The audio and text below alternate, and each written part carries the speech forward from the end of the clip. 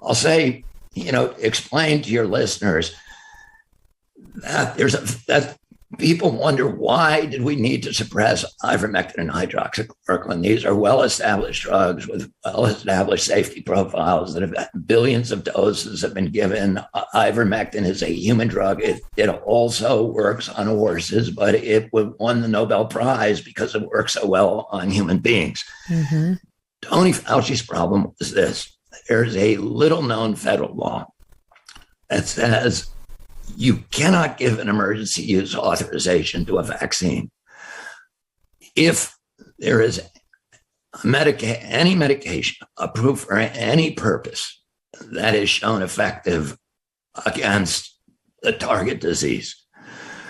So if Tony Fauci or anybody had admitted that hydroxychloroquine or ivermectin are effective against COVID, it would have been illegal for them to give the emergency use authorizations to the vaccines, and they could never have gotten them approved. And it would have been, a 200 billion enterprise that would have collapsed. That is fascinating. I mean, I have been covering this very closely now for all of the 2 years. That's the first I've heard that. I mean, in your book.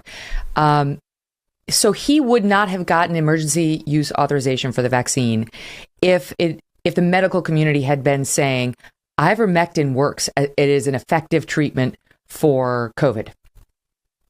Well, the medical community, a lot of it was saying that. I mean, there's 17,000 doctors who've signed a petition, and there are so many peer-reviewed publications now that consistently say that, but he had to aggressively crusade against it to kind of drown out those reports by saying it's a horse medication, it's, people are taking it and it's dangerous and it's overdosing people. And, well, why did he keep saying it? Why did he keep saying it after he got his authorization?